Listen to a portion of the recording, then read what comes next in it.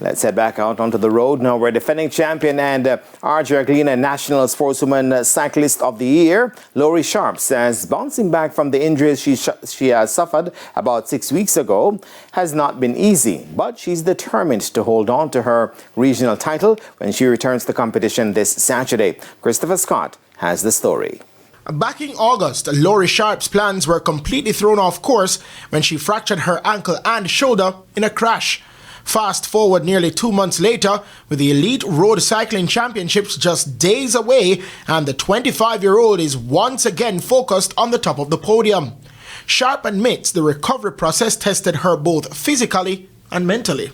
Hardest, honestly, would probably have been like the spillover effects of the surgery.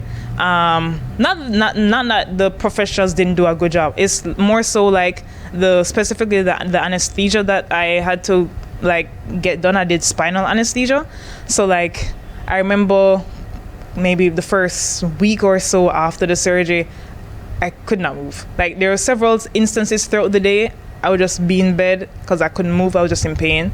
She says the hardest part was being stuck at home and unable to move freely.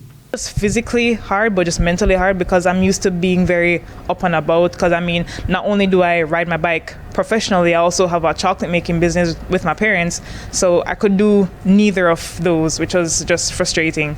But through it all, she says the support around her made a world of a difference. It would just have been the support I've gotten, be it from family, friends, the cycling community, people who I have like come across in several places I've been around the world just for cycling.